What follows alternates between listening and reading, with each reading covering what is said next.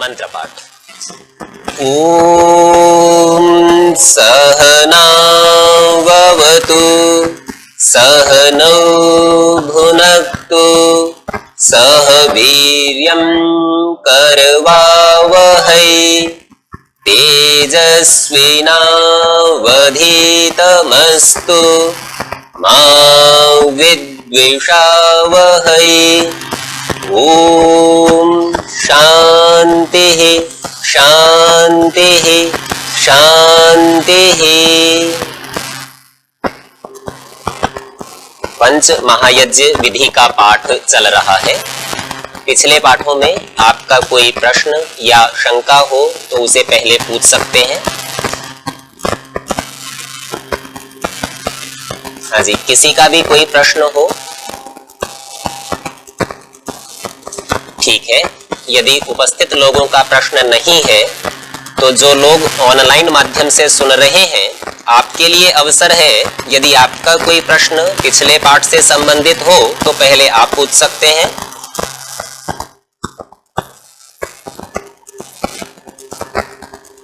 ठीक है, यदि किसी का प्रश्न नहीं है तो आगे के पाठ को हम देख लेते हैं। ब्रह्म यज्ञ और उसके अंतर्गत भी संध्या का विषय हम देख रहे हैं। इसकी तैयारी के संबंध में कुछ चर्चा चल रही थी और इस तैयारी में महर्षि मनु के श्लोक से हमने शुद्धि के विषय को थोड़ा सा देखा था। उस सारे प्रकरण का हिंदी का अर्थ हम लोग देख रहे हैं। तो यहां ऋषि कहते हैं, पहले बाह्य जल आदि से शरीर की शुद्धि और राग द्वेष आदि के त्याग से भीतर की शुद्धि करनी चाहिए। यहां यह विषय स्पष्ट हुआ कि शुद्धि दो प्रकार की है, एक बाहर की शुद्धि है, एक अंदर की शुद्धि है। बाहर की शुद्धि जल आदि के माध्यम से संभव है और अंदर की शुद्धि करने के लिए जो मानसिक क्लेश है, जैसे राग द्वेष ईर्ष्या काम क्रोध आदि, उनका त्याग करना अनिवार्य है। दो प्रकार की शुद्धि में से किसका महत्व अधिक है, ये चर्चा भी इसी प्रकरण में करते हैं और प्रमाण सहित स्वामी जी कहते हैं, क्योंकि मनु जी ने 5 अध्याय के 109 श्लोक, कोष्टक में उसका संकेत लिखा है अद्भिर गात्राणी इत्यादि। यह श्लोक हम पिछले पाठ में देख चुके हैं। इसमें यह लिखा है कि शरीर जल से, मन सत्य से, जीवात्मा विद्या और तप से और बुद्धि ज्ञान से शुद्ध होती है। तो प्रत्येक अवयव का, प्रत्येक अंग का शुद्धि का प्रकार, शुद्धि का साधन यहां पर बता दिया। शरीर को शुद्ध करने के लिए जल की आवश्यकता है, लेकिन मन को सत्य से शुद्ध किया जा सकता है। सत्य का विस्तार कितना है आप कल्पना करके देखिए। हम ऐसा करते हैं, हमें थोड़ी ईर्ष्या है किसी से। अब जिस व्यक्ति से ईर्ष्या है तो हम कैसा व्यवहार करते हैं? उसके सामने जाके कहते नहीं है कि हम तेरे से ईर्ष्या करते हैं। उसे तो कुछ कुछ कह सकते हैं, उसके आगे पीछे रहते हुए उसकी चुगली निंदा कर सकते हैं, ईर्ष्या है ना इसलिए, पर उसके सामने जाकर नहीं कह सकते। और आप यदि ये नियम बना लें, मुझे सत्य का व्यवहार करना है, तो उसके सम्मुख जाके अब कैसे कहेंगे जी ईर्ष्या करनी? तो मन में क्या आएगा, भाई सत्य बोलने का तो नियम है, सत्य बोलना तो नहीं छोड़ सकते, चलो ईर्ष्या ही छोड़ देते हैं, नहीं तो बदनामी होगी। अच्छा, इसी प्रकार से काम की भावना का विचार कीजिए। परस्पर विरुद्ध लिंग के प्रति आकर्षण का भाव हो गया, काम का विचार जागृत हो गया, लेकिन आप सम्मुख जाकर कथन नहीं कर सकते, क्योंकि सत्य कहा तो फिर पिटाई हो सकती है। तो ऐसे में आप क्या कहेंगे, भाई सत्य तो नहीं छोड़ना, एक सत्य का विचार तो करना था, तो काम का विचार आपका छूट जाएगा। और आप देखते हैं इसी प्रकार एक एक करके आपके मन में जो भी दोष आते हैं वो सत्य का आलंबन कर लेने से स्वतः ही छूटते चले जाते हैं।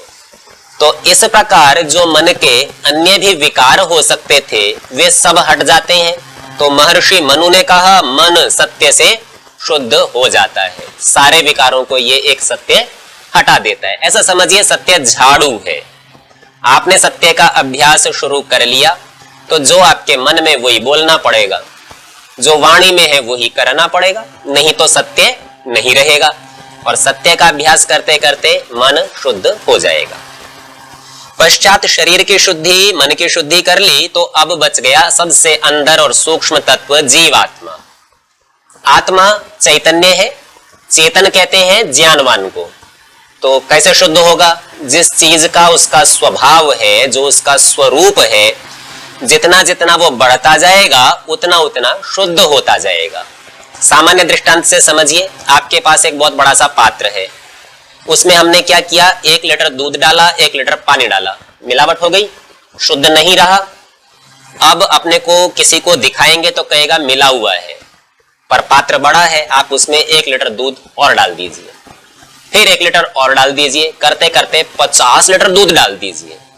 50 लीटर दूध में 1 लीटर पानी का कुछ पता नहीं चलेगा, देखने वाला कहेगा शुद्धि है ये तो आपने क्या देखा कि जो स्वरूप था, यदि उसके गुण को आप बढ़ाते जाते हैं तो मिलावट इतनी न्यून, इतनी नगण्य हो जाती है कि ये लगेगा ये तो शुद्धि है। 100 लीटर दूध में 1 लीटर पानी रह जाए तो बिल्कुल है ही नहीं, कोई बता ही नहीं सकेगा। ठीक इसी तरह से जीवात्मा, जो ज्ञान जिसका स्वाभाविक गुण है, चेतन जो है, उसके अंदर यदि आप विद्या को, ज्ञान को बढ़ाते चले जाएंगे तो वह शुद्ध स्वरूप होता चला जाएगा।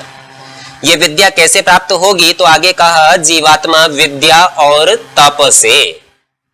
तप नाम है धर्म के कार्यों को करते हुए आने वाले कष्टों को सहन करने का। महर्षि पतंजलि ने योग दर्शन में इसके लिए कैसे कहा? तपो द्वंद्व सहनम, द्वंद्व का सर्दी, गर्मी, भूख, प्यास, प्रसन्नता, अवसाद, दुख, निंदा, स्तुति, ये जितने भी जोड़े वाले हैं ना, इनको सबको सहन कर लेंगे। बोले कोई मतलब इनसे नहीं। क्यों नहीं? बोले विद्या प्राप्त करनी है, अध्यापक ने डांट दिया, निंदा कर दी, कोई बात नहीं, विद्या तो दे रहा है ना। अध्यापक ने प्रशंसा कर दी तो भी कोई बात नहीं, विद्या दे रहा है। तो प्रशंसा में बहुत फूलना नहीं, और निंदा में अथवा डांट में, अवसाद में आके दुखी होकर पाठ को ही छोड़ देना, ऐसा भी नहीं। तो ऐसा जो ये द्वंद्व है, जो जोड़े वाली चीजें हैं, दिन रात इसका भी ध्यान नहीं रखना। जब विद्या में लगे हैं, जागते हुए तो पढ़ते ही हैं, पर सोते हुए भी मन यदि कहीं जाए तो विद्या में ही जाना चाहिए। गुरुकुल में एक वाद प्राय करके चला करता है, वो बोले संस्कृत कैसे सीखते हैं? तो बोले संस्कृत को खाओ, संस्कृत को पियो, संस्कृत में हंसो, संस्कृत में रो, संस्कृत में चलो, संस्कृत को बोलो, संस्कृत में सो। अर्थात प्रत्येक क्रिया में संस्कृत का समावेश कर लो तो संस्कृत आ जाती है। तो बिल्कुल ऐसे ही समझिए, आप सोए हैं तब भी यदि ज्ञान से युक्त होकर सो रहे हैं तो जीवात्मा इससे शुद्ध होता चला जाएगा। सबसे अंत में कहते हैं बुद्धि ज्ञान से शुद्ध होती है। तो यहां ज्ञान का तात्पर्य मात्र जानकारी नहीं है, ज्ञान का तात्पर्य है यथार्थ ज्ञान, तत्व ज्ञान, ठीक ठीक पता होना, जो पदार्थ जैसा है उसको वैसा जानना। और ये जानकारी करने का काम है बुद्धि का ही। तो बुद्धि क्या करती है? विश्लेषण करती है। महर्षि गौतम न्याय दर्शन में कैसे कहेंगे? बुद्धिर उपलब्धिर ज्ञानम इति अनर्थांतरम। बुद्धि कहिए, उपलब्धि कहिए या ज्ञान कहिए, ये पर्यायवाची है। तो बुद्धि का अर्थ ही ज्ञान है। तो अपने अपने अवयव के बढ़ने से, अपने स्वभाव और स्वरूप के पुष्ट होने से कोई भी पदार्थ शुद्ध हो जाता है। तो इस प्रकार यहाँ महर्षि मनु के श्लोक से शुद्धि को दर्शा दिया, और 2 प्रकार की शुद्धि को दर्शा दिया, शरीर की भी, मन की भी। अब विशेष सिद्धांत स्थापित करते और कहते हैं परंतु शरीर शुद्धि की अपेक्षा अंतःकरण की शुद्धि सबको अवश्य करनी चाहिए।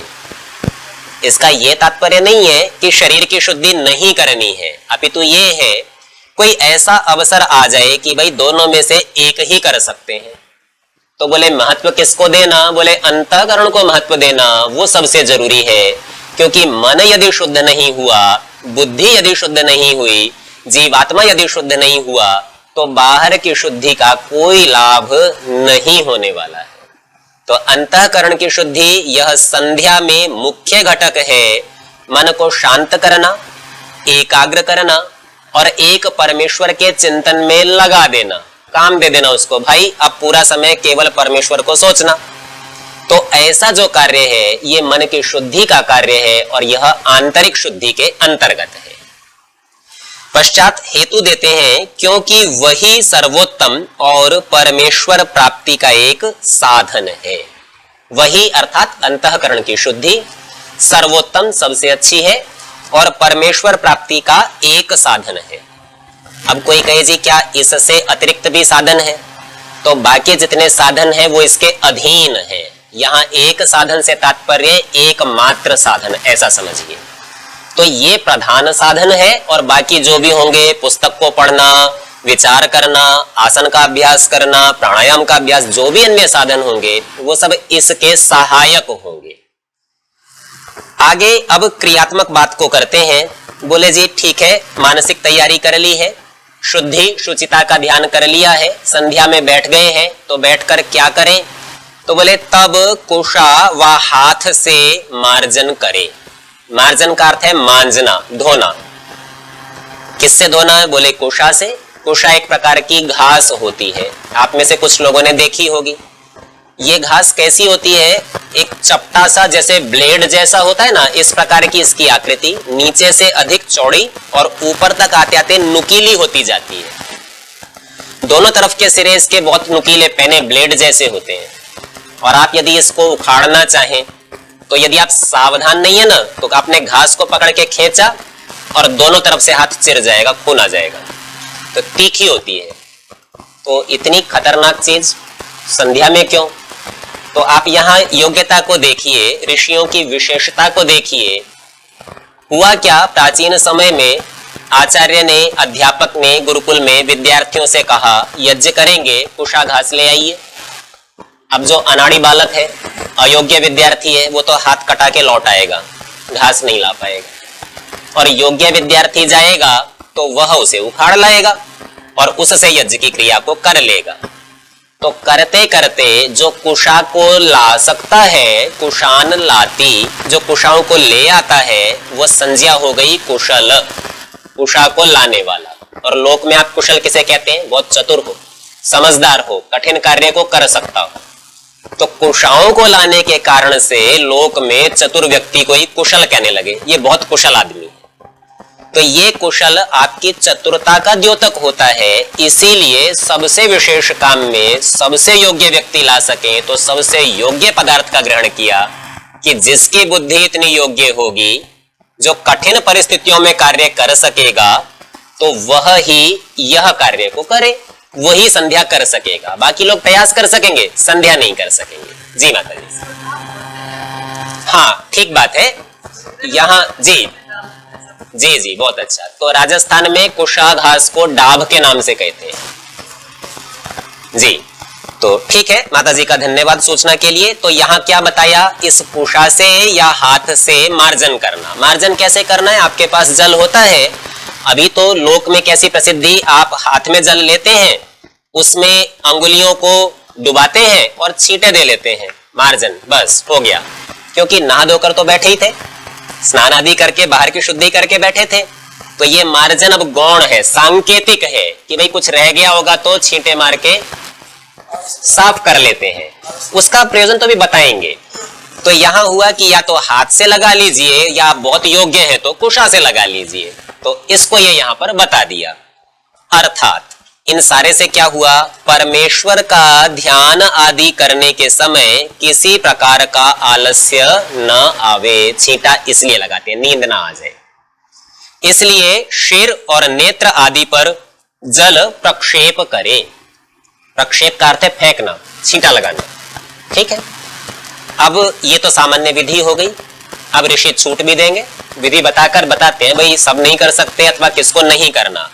तो कहते हैं यदि आलस्य न हो तो न करना, क्योंकि इसका प्रयोजन आलस्य को हटाना था। आप योग्य हैं, आप जागे हुए हैं, आपको निद्रा नहीं है, आपकी रुचि है, आपको कोई आलस्य नहीं है तो आवश्यकता नहीं है, तो सीधा ही आगे का कार्यक्रम चलेगा। अब इसके बाद कहते हैं पुनर् न्यूनान न्यूनान स्त्रीन प्राणायामान कुर्यात। पुनः अर्थात इसके बाद में, न्यूनात न्यूनान, न्यून से न्यून, कम से कम, 3 प्राणायामान, 3 प्राणायामों को कुर्यात करे।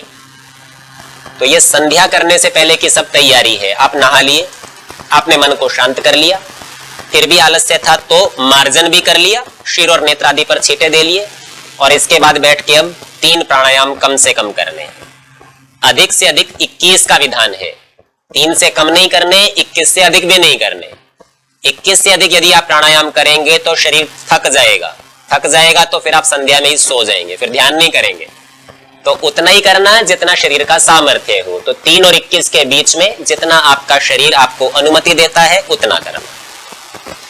प्राणायाम की विधि बताते हैं, कहते हैं आभ्यंतरस्थम वायुम, आभ्यंतरस्थम जो अंदर स्थित है ऐसे वायु को, नासिका पुटाभ्याम जो नासिका के छिद्र हैं, इन छिद्रों से बलेन बहिर्निस्सार्य, बलपूर्वक बाहर फेंक दे। जैसे किसी को वमन होता है ना, उल्टी, तो कैसा होता है, आप रोक नहीं सकते जब होती है तो जैसे वो बलपूर्वक सारा खाया हुआ द्रव्य बाहर आता है, ठीक उसी प्रकार बलपूर्वक पूरे वायु को बाहर फेंक दे। बाहर फेंक कर यथाशक्ति बहिरेव स्तंभयेत, जितना आपकी ताकत है उतना बाहर ही रोकना। बाहर फेंक दिया, अब अंदर नहीं आने देना, बाहर ही उसको रोके रखना है, स्तंभन, बाहर ही जमा दो, अंदर नहीं आएगा वायु। पुनः शनैः शनैर् गृहीत्वा किंचित तम अवरुध्य, आप थोड़ी देर तो बाहर रोक सकेंगे पर बहुत देर तो नहीं रोक सकते, फिर आपको लगेगा अब नहीं रोका जा सकता, आएगा ही। तो बोले ठीक है, जब ऐसी स्थिति हो जाए तो शनैः शनैः, धीरे धीरे, गृहीत्वा, उसे ले लीजिए, झटके से नहीं लेना, तेजी से नहीं। फेंका तो था बलपूर्वक झटके से, लेकिन लेते समय धीरे धीरे वापस लेना। किंचित तम अवरुध्य, अब जब अंदर ले लिया तो किंचित थोड़ा सा उसको रोक कर, अंदर आने के बाद फिर बाहर जाएगा वो, अब बाहर नहीं जाने देना। पहले बाहर फेंका था तो अंदर नहीं आने दे रहे थे, तो ऐसा करके पुनस्तथैव, जिसको अंदर रोका था फिर वैसे ही बहिर्निस्सारयेत, फिर से बाहर निकाल दे। तो पहली बार आप झटके से श्वास छोड़ेंगे, रोकेंगे तो बहुत देर नहीं रोक पाएंगे, और वो पूरा श्वास पहली बार में बाहर पूरा नहीं गया है तो अंदर आना चाहेगा, तो धीरे धीरे ले लेंगे और इस बार पुनः बलपूर्वक बाहर फेंक देंगे। इस बार जो बाहर रोकेंगे ना, तो बाहर रोकने पर 1 प्राणायाम हो गया ऐसा माना जाएगा। तो कहते हैं बहिर्निस्सारयेत, बाहर निकाल दे, अवरोधयेत च, और बाहर ही रोक भी दे, अब आने नहीं देना।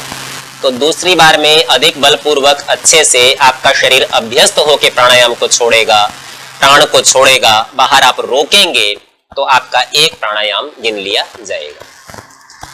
एवं इस प्रकार त्रिवारम, 3 बार, न्यूनाति न्यूनम, कम से कम, कुर्यात, ऐसा 3 बार करें।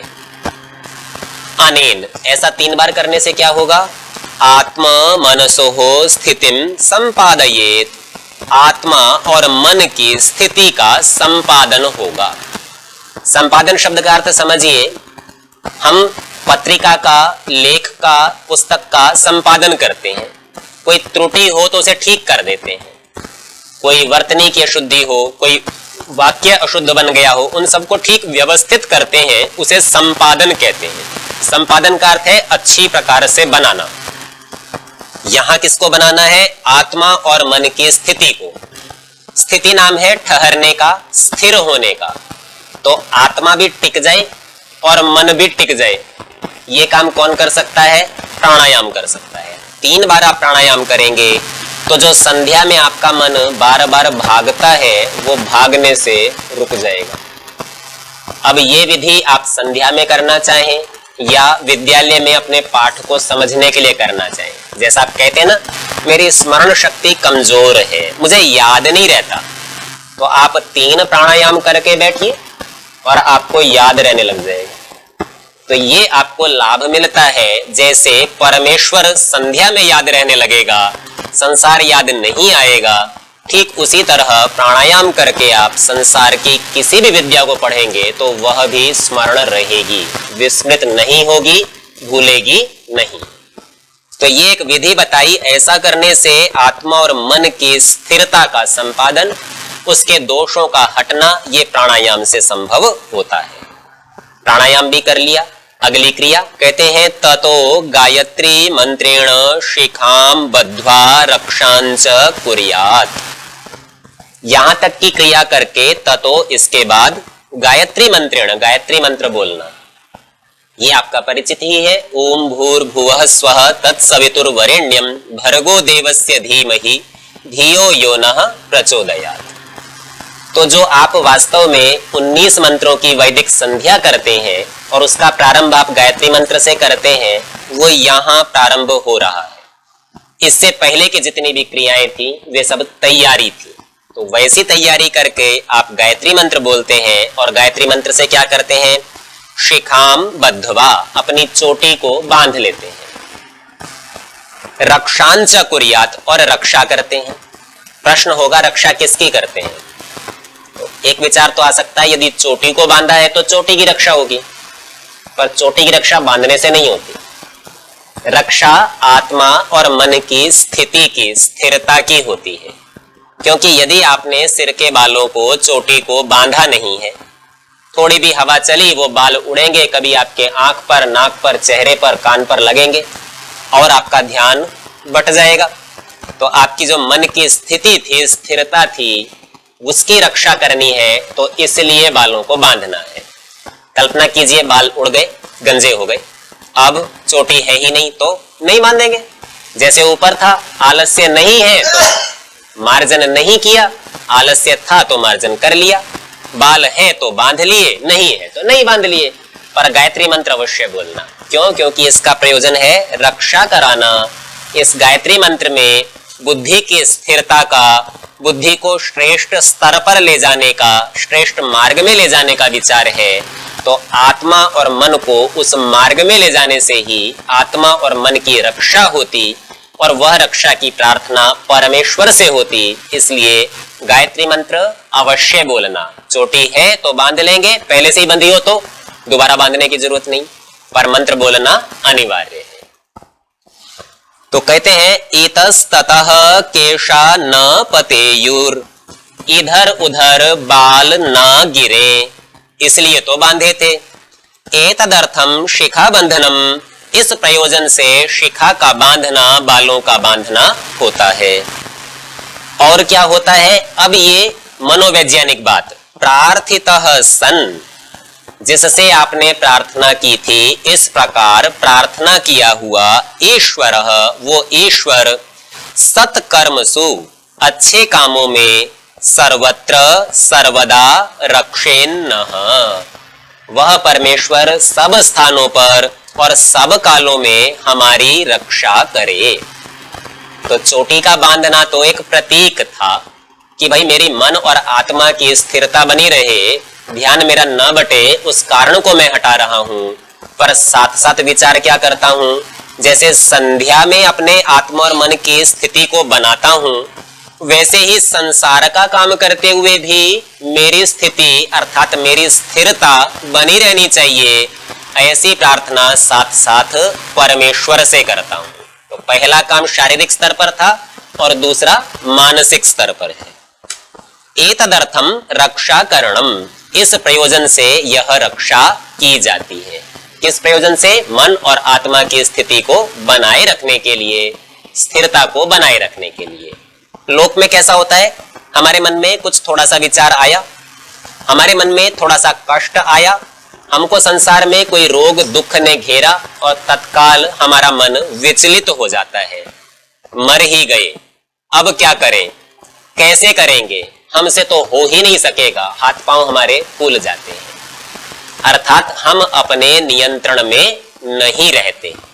तो ऐसे में आत्मा और मन अपनी स्थिति में रहे, इसके लिए आयुर्वेद शास्त्र में एक बड़ा रोचक शब्द प्रयोग किया जाता है। वे कहते हैं स्वस्थ। स्व माने स्वयं में, स्थ माने स्थित होना।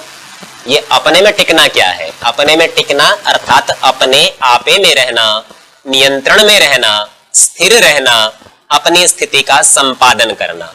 तो जब जब आपका मन और आत्मा टिका हुआ है तब तब आप स्वस्थ हैं, और यदि आपका मन चंचल है तो आप रोगी कहलाएंगे।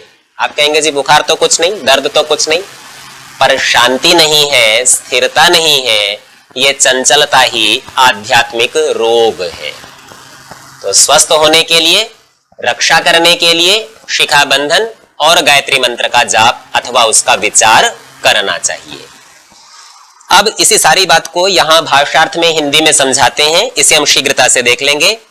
फिर कम से कम 3 प्राणायाम करें, अर्थात भीतर के वायु को बल से बाहर निकालकर यथाशक्ति बाहर ही रोक दे। फिर शनै शनै ग्रहण करके कुछ चिर भीतर ही रोक के, चिर अर्थात देर, कुछ देर भीतर ही रोक के बाहर निकाल दे और वहां भी कुछ रोके। इस प्रकार कम से कम 3 बार करे।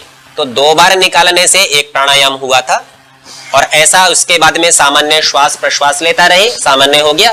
फिर एक बार ऐसे ही करे कि 2 बार निकालेगा, दूसरी बार में और अधिक बलपूर्वक निकाल कर रोकेगा तो दूसरा होगा। ऐसे 3 बार करके पूर्ण तैयारी के साथ गायत्री मंत्र को बोले। इससे आत्मा और मन की स्थिति संपादन करे। इसके अनंतर गायत्री मंत्र से शिखा को बांध के रक्षा करे।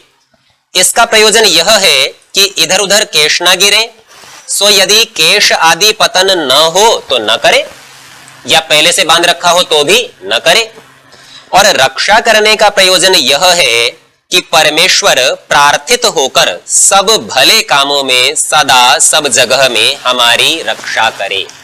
रक्षा का तात्पर्य हमें स्थिर करे, हमसे कोई काम गलत ना हो, हम चंचलता में ना घिरें।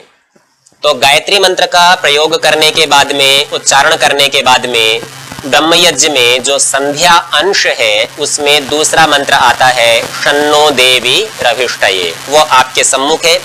इस मंत्र को आचमन मंत्र कहते हैं क्योंकि इस मंत्र को बोलकर आचमन करते हैं। तो मंत्र है ओम शन्नो देवी रभिष्टय आपो भवन्तु पीतये शय्यो रभिस्रवन्तु नः। यजुर्वेद के 36वें अध्याय का यह 12वां मंत्र है। मंत्र तो सरल है, कर्मकांड का मंत्र है। मंत्र के साथ कुछ चीजें जुड़ी हुई हैं। आप देखेंगे गायत्री मंत्र में कहीं भी सीधा नहीं कहा था कि बालों को बांधना है, और अधिकांश स्थानों पर आपने देखा होगा गायत्री मंत्र का हम प्रयोग करते हैं और बालों को नहीं बांधते हैं। ठीक इसी तरह से ये शन्नो देवी मंत्र है, इस मंत्र को हम देखते हैं और इसके साथ आचमन भी आपको कहीं कहीं दिखाई देगा। अधिकांश स्थलों पर आपको ऐसा लगेगा कि नहीं, कोई आचमन किसी ने ये मंत्र बोलकर नहीं किया। तो यहां जो ये क्रियाएं जोड़ी गई हैं अथवा इन क्रियाओं के साथ जो मंत्रों का संयोग किया है, इस संयोग को विनियोग कहते हैं। वेद मंत्रों का 3 प्रकार का विनियोग होता है। सबसे पहला होता है यथार्थ विनियोग, मंत्र में कहा हो और आपको वैसा ही करना है। जैसे आप कैसे कहते हैं ओम अग्नये स्वाहा, अग्नि के लिए ये आहुति देता हूं और छोड़ देते हैं। तो मंत्र में कहा भी था स्वाहा और आपने स्वाहा कर भी दिया, जो कहा वो किया। लेकिन दूसरा कैसा होता है, ये तो यथार्थ था पहला। तो दूसरे में कैसा होता है सद्भावना विनियोग। मंत्र तो नहीं ये कह रहा है कि ऐसा करो, पर मंत्र में कोई शब्द ऐसा आया हुआ है जिसका आपके द्वारा की जाने वाली क्रिया के साथ कोई संबंध है। तो इस मंत्र में एक पद आता है आपो। आपो का अर्थ है जल, आपह यानी जल। आप आचमन करेंगे तो जल से करेंगे, तो जल शब्द यहां मंत्र में पड़ा हुआ है और जल से आप क्रिया करते हैं। तो ऐसा जो विनियोग, ऐसा जो आप संयोग बनाते हैं, इसे सद्भावना विनियोग कहते हैं। एक तीसरी प्रकार का विनियोग भी होता है, वह होता है धूर्त विनियोग। धूर्त अर्थात चतुराई करना, धोखा देना। कैसा होता है, आप मंत्र देख रहे हैं, मंत्र आपके सम्मुख है, इसमें पहला पद है शन्नो। तो कुछ लोग क्या करेंगे, शन्नो शनि से मिलता जुलता है, ये शनि देव को प्रसन्न करने का मंत्र है। इस मंत्र को बोलकर शनि की उपासना कर डालेंगे। वो कहेंगे जी ये शनि की प्रसन्नता का, स्तुति का, प्रार्थना का मंत्र है। तो बात तो ठीक है, शनि के साथ जोड़ तो सकते हैं, पर यथार्थ तो है नहीं। और सद्भाव इसलिए नहीं क्योंकि यहां शनि शब्द साक्षात नहीं पड़ा हुआ, और यदि मंत्र में कहीं शनि आता है तो उससे शनि ग्रह ही लेना है या कुछ और लेना है। तो उन सारी बातों का ध्यान न रखकर आंशिक कोई सामान्यता जबरदस्ती खींचकर उसको किसी से जोड़ना और अपने प्रयोजन को सिद्ध करने का बलात् प्रयत्न करना, यह धूर्तता है और ऐसे विनियोग को धूर्त विनियोग कहते हैं। तो हमने देखा 3 प्रकार के विनियोगों में से इस मंत्र को जब आचमन मंत्र कहा तो आपह शब्द की संगति के कारण मंत्र का भाव किस प्रकार का है? शम नो, नो माने हमें, शम माने कल्याणकारी हो, हमें कोई कल्याणकारी हो। कौन हो? तो कहा देवी, देवता। और देवी नाम सत्यार्थ प्रकाश के प्रथम समोल्लास में ईश्वर का बताया है, तो ईश्वर हमारे लिए कल्याणकारी हो। वो ईश्वर कैसा है? तो बोले अभिष्टय, अभिष्टय का अर्थ है हमारे इच्छित पदार्थ को देने वाला है। आपह, वह जल स्वरूप है अथवा जल भी हमारी इच्छाओं की पूर्ति करता है। भवन्तु, ऐसा होवे, अर्थात यह जल या जल नाम वाला परमेश्वर हमारी इच्छाओं की पूर्ति करने वाला होवे। केवल इच्छाओं की पूर्ति तो साथ साथ कहा पीतये, हमको तृप्त भी करे, संतुष्ट भी करे। भूख लगने पर आप खाना खा सकते हैं, पेट भी भर सकता है, लेकिन प्रतिदिन आप ये नहीं कहते आज तो तृप्ति हुई, आनंद आया। तो किसी दिन आपके मन के अनुसार चीज बनी है, आपको रुचिकर लगती है, वह पदार्थ बना है, भूख भी जोर की लगी है और आपने शांति से एकाग्र मन से खाया, तो आप कहते हैं आज बड़ा आनंद आया, तृप्ति हुई। तो यह ही भेद अभिष्टय में और पीतय में समझना है कि एक अभिष्टय तो इच्छित पदार्थ को प्राप्त कराना और पीति उससे संतुष्टि देना, तृप्ति देना है। तो हमने मंत्र की प्रथम पंक्ति में क्या देखा? जल हमको कल्याणकारी हो, इच्छित पदार्थ को देवे और हमको तृप्त अर्थात संतुष्ट कर देवे। तो ऐसे में यदि आप जल के साथ कोई क्रिया करेंगे तो सद्भाव बनेगा कि जल संबंधी कुछ कहा जा रहा था और हमने जल को पीने की क्रिया को कर लिया। ठीक है जी, तो आज के पाठ का समय समाप्त होता है। आज के पाठ से संबंधित आपके यदि कोई प्रश्न होंगे तो कल के पाठ में पाठ से पूर्व ही उनको लेंगे। आज आप जाकर इस पाठ पर पर्याप्त विचार कीजिए, शेष पाठ अपने क्रम में। इस पाठ को यहीं विराम कर देते हैं। ओ